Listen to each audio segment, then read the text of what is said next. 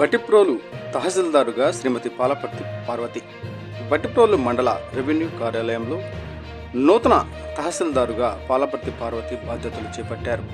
ఈమె రేపల్లె ఆర్డీఓ కార్యాలయంలో divisional administrative ఆఫీసర్గా పనిచేస్తూ ఇక్కడ ఎఫ్ఏసి తహసీల్దారుగా బాధ్యతలు చేపట్టారు.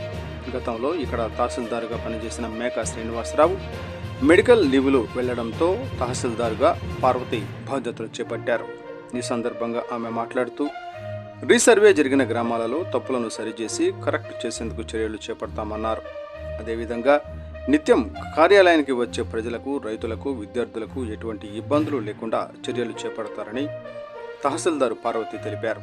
నూతనంగా బాధ్యతలు చేపట్టిన తహసీల్దారును కార్యాలయ సిబ్బంది సాదర స్వాగతం పలికారు. ఈ కార్యక్రమంలో J A Srinivasarao, senior assistant Prasanna, R I Mandru Chakraiah, పలువురు విఆర్ఓలు, కార్యాలయ సిబ్బంది పాల్గొన్నారు. కుంచే వెంకటేశ్వరరావు, టుడే టీవీ ప్రతినిధి, వేమూరు నియోజకవర్గం.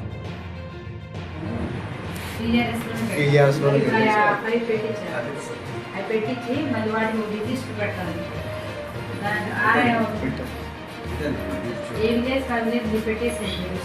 ఫైనల్ అంటే ప్రస్తుతానికి మీరు జరిగింది అనంతా అంటే మీరు జరిగింది. మీరు అయిపోయినాక ఆ రిజిస్టర్ని ఇప్పుడు నెక్స్ట్ జరిగే మంత్లో వాళ్ళకి ఇస్తావు. ఆ రిజిస్టర్ ఒకటే రిజిస్టర్ మెయింటైన్ చేయాలి. అంటే ఒక విలేజ్ అయ్యాక ఇంకొక విలేజ్ ఆ రిజిస్టర్ని మనం కడిగి అది పెట్టదు.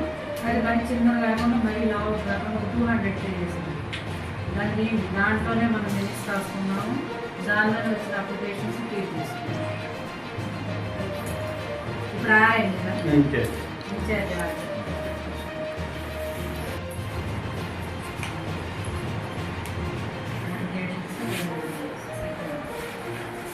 అది పెట్టేదా దాంట్లో సపరేట్గా పెట్టారా?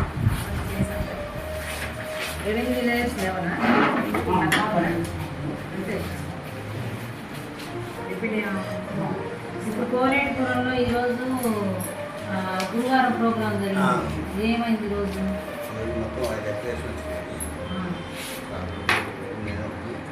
మరి 5 అప్లికేషన్ పొద్దున్న చూపిస్తా. రీసర్వే రిలేటెడ్ అక్కడ చూపించు. మళ్ళీ మనం క్లోజ్ చేయాలి. ఇప్పుడు రీసర్వేకి వచ్చినాయి సురేష్ రీసర్వేకి వచ్చినాయి. సారీ ఈ ప్రోగ్రామ్ వచ్చినాయి మోడల్ ఏమిటి అంటే మనం గ్రామ సభలో వచ్చినాయి ఫీడ్ చేస్తాం. ఆర్ఎస్ రెవెన్యూ సర్వీస్ దాంట్లో